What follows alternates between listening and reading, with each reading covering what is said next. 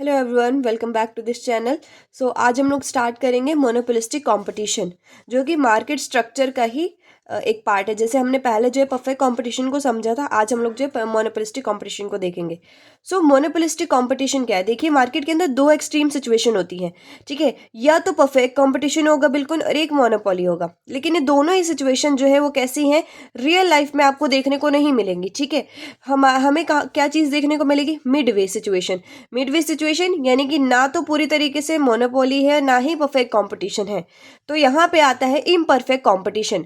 तो इकोनॉमिक्स के अंदर इम्परफेक्ट कॉम्पिटिटिव मार्केट, यानी ये जो सिचुएशन है इम्परफेक्ट कंपटीशन की, ये जो है 1933 के बाद मिसेस जॉन रॉबिन्सन की जो बुक आई थी, the economics of imperfect competition, या फिर जो प्रोफेसर चैम्बरलिन जिनकी बुक थी the theory of monopolistic competition, इनके बाद जो है इस इम्परफेक्ट कंपटीशन को लेकर के ज़्यादा स्टडीज शुरू हुई।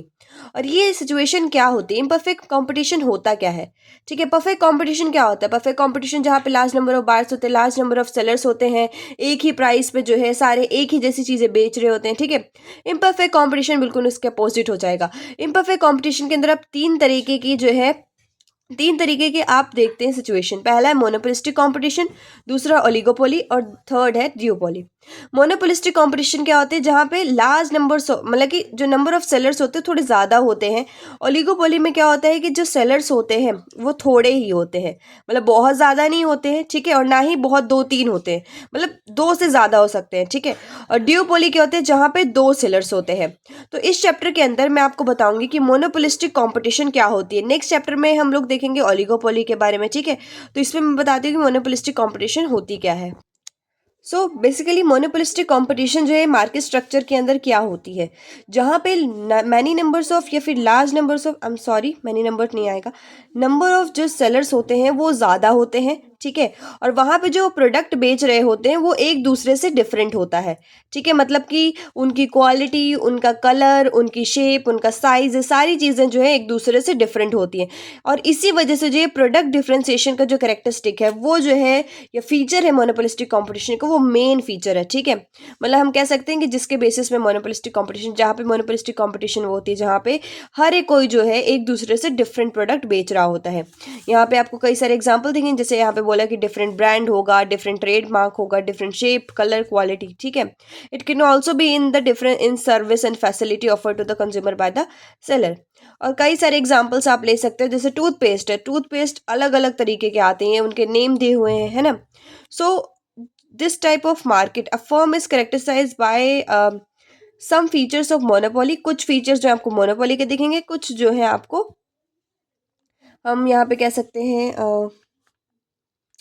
अलग अलग कंपटीशन के आपको यहाँ पे देखने को मिलेगा। मोनोपोली कैसे देखने को मिलेगी कि जैसे कि जो चीज़ एक पर्सन बना रहा है, जैसे मान लीजिए लक्स है, तो लक्स प्रोडक्ट में जो है, जो लक्स बना रही कंपनी, उसको जो है मोनोपोली है उसमें, क्योंकि उसके जैसे कलर का या उसके जैसी फ्रेग्रेंस का कोई और नहीं बना सकता है, ठीक है।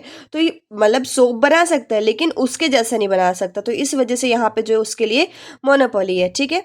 तो आप सिंपली याद रखेंगे यहाँ पे कि मोनोपोलिस्टिक कंपटीशन वो होती है जहाँ पे जो सेलर्स होते हैं ज़्यादा होते हैं, यहाँ पे प्रोडक्ट डिफ्रेंसिएशन होता है, हर सेलर जो है एक दूसरे से डिफरेंट जो चीज़ें हैं वो बेच रहा होता है, लेकिन जो है क्लोज सब्स्टिट्यूट होते हैं वो एक दूसरे के, ठीक है। और दूसरी चीज़ यहाँ पे ये है कि थोड़ी मोनोपोली होती है लोगों को अपने प्रोडक्ट को लेकर के। और यहाँ पे एक और चीज़ आप याद रखेंगे कि जो मार्केट के अंदर है, फ्रीडम है एंट्री एंड एग्जिट की, ठीक है।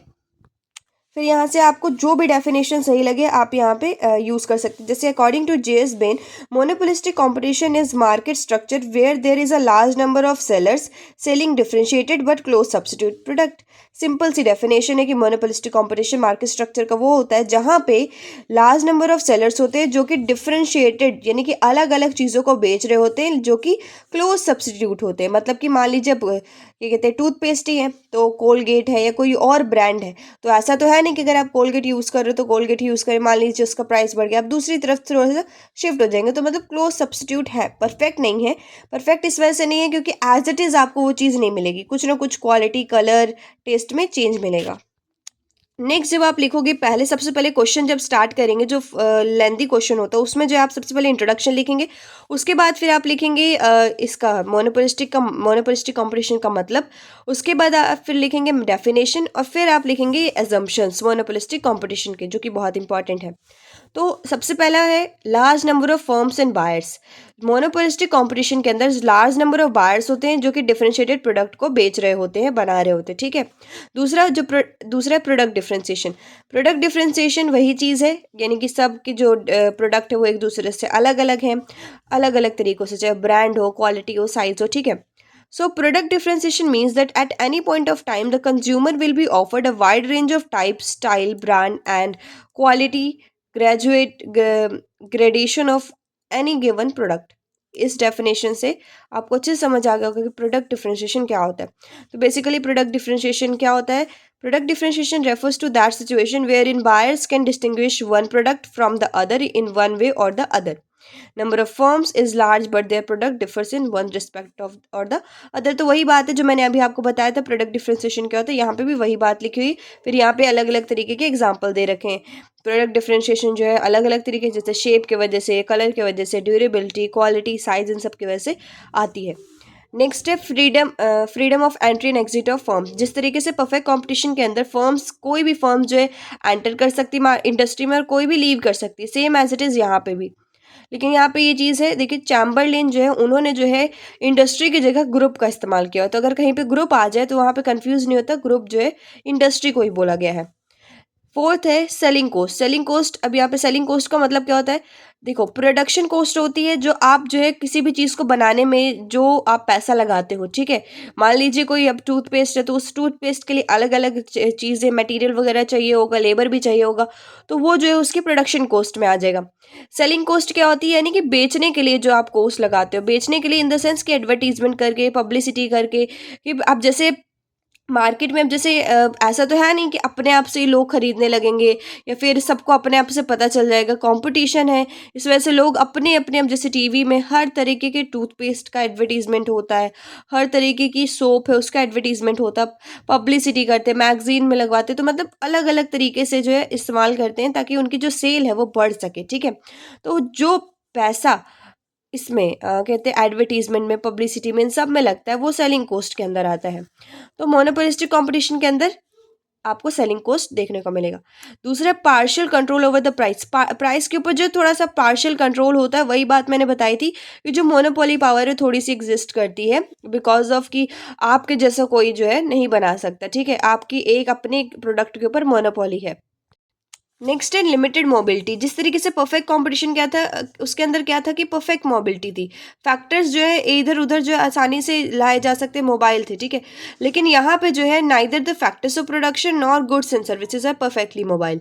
नेक्स्ट है यहाँ पे इम्परफेक्ट नॉलेज है, लोगों को जो है परफेक्टली हर चीज़ के बारे में यहाँ पे नॉलेज नहीं है, इस वजह से जो है उनको ये भी नॉलेज, मतलब कि अलग अलग प्रोडक्ट के बारे में एक दूसरे के साथ जो कंपेरिजन करना, उनके बारे में जो है परफेक्टली नॉलेज नहीं है। दूसरा, नॉन प्राइस कंपटीशन। यहाँ पे नॉन प्राइस कंपटीशन मतलब कि प्राइस से रिलेटेड नहीं, जैसे कि सिर्फ पैसा, वहाँ पे पैसे से रिलेटेड नहीं है। जैसे फॉर एग्जांपल मान लीजिए ये जो दो वॉशिंग पाउडर है, ठीक है, सर्फ एक्सेल और एरियल है, तो यहाँ पे कभी कभी क्या होता है कि वो लोग क्या करते हैं कि आपको जो है कोई गिफ्ट जो है दे देते हैं, कि स्पून दे दिया, बकेट दे दी, कोई फ्री गिफ्ट दे दिया, कोई सर्विसेज दे दी लोगों को अट्रैक्ट करने के लिए। तो वहाँ पे पैसे का इस्तेमाल नहीं किया गया कि प्राइस कम कर दिए, बढ़ा दिए, वहाँ पे जो है बेसिकली लोगों को जो अट्रैक्ट किया गया है अलग अलग चीज़ों को देकर के, कि फ्री गिफ्ट की लालच दे दी, फ्री सर्विसेज की, कि होम डिलीवरी हम देंगे आपको, आप ये वाला प्रोडक्ट खरीदेंगे तो उस तरीके के केस में उस कंपटीशन को हम बोलते हैं नॉन प्राइस कंपटीशन, ठीक है।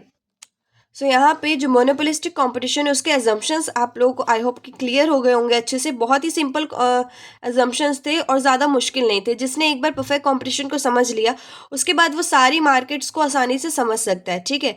सो इस वीडियो में बस इतना ही। मैं अगली वीडियो में आपको जो है प्रोडक्ट डिफ्रेंसिएशन के बारे में बताऊंगी कि प्रोडक्ट डिफ्रेंसिएशन होता क्या है, और आगे हम लोग डिस्कस करेंगे कि इक्विलिब्रियम कैसा होता है शॉर्ट रन और लॉन्ग रन में मोनोपोलिस्टिक कंपटीशन के अंदर, ठीक है। सो thank you for this and bye bye.